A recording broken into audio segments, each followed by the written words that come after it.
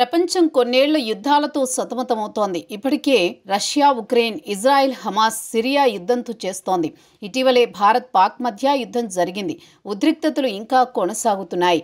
ఈ క్రమంలో ఈ యుద్ధాల మధ్యలో ఇరాన్, ఇజ్రాయెల్ యుద్ధం మొదలైంది. రెండు ఇస్లామిక్ దేశాల మధ్య జరుగుతున్న యుద్ధంలో ఎవరు ఎటువైపు ఉన్నారన్న చర్చ జరుగుతోంది.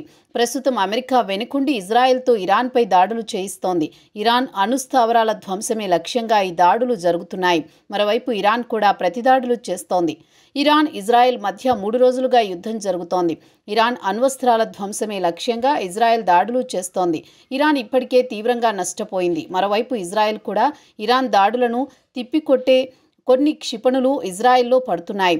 అమెరికా ఎంబసీ సమీపంలో తాజాగా దాడి జరిగింది. ఇదిలా ఉంటే తమకు నష్టం జరిగితే పాకిస్తాన్ ఇజ్రాయెల్పై అణుబాంబు వేస్తుందని ఇరాన్ సైనిక అధికారి అక్కడి ప్రభుత్వ ఛానల్కు ఇచ్చిన ఇంటర్వ్యూలో ప్రకటించారు. దీంతో పాకిస్తాన్ ఇరాన్కు మద్దతు తెలుపుతుందన్న విషయం స్పష్టమైంది. అయితే భారత్ ఎవరికి మద్దతు ఇస్తుందన్న చర్చ జరుగుతోంది. భారత్ రాజకీయంగా సమతుల్యమైన వైఖరిని కొనసాగిస్తోంది. ఈ సంక్షోభంలో భారత్ దౌత్యపరమైన విధానం, వ్యూహాత్మక ప్రయోజనాలు, దీర్ఘకాలిక లక్ష్యాలను సంయమనం చేస్తూ ఈ రెండు దేశాలతో సంబంధాలను కాపాడుకుంటూ సాగుతోంది. ఇరాన్, ఇజ్రాయెల్ మధ్య ఉద్రిక్తతలు 2025 జూన్లో మరింత తీవ్రమవడంతో భారత్ రెండు దేశాలతో సమానమైన సంబంధాలను కొనసాగిస్తూ జాగ్రత్తగా వ్యవహరిస్తోంది.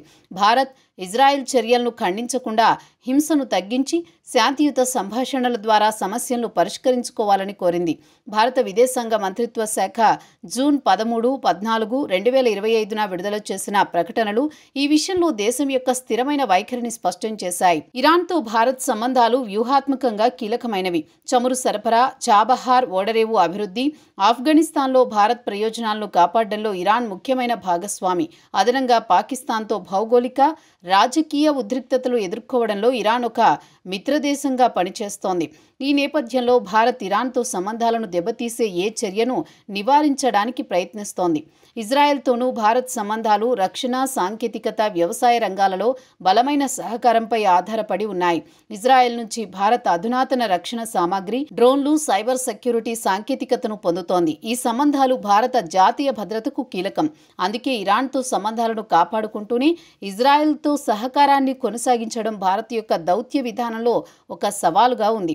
రెండు దేశాలతో సంబంధాలను కాపాడుకుంటూ శాంతి, స్థిరత్వాన్ని ప్రోత్సహించడం ద్వారా భారత్ అంతర్జాతీయ రాజకీయాలలో తన ప్రముఖ స్థానాన్ని బలోపేతం చేస్తోంది.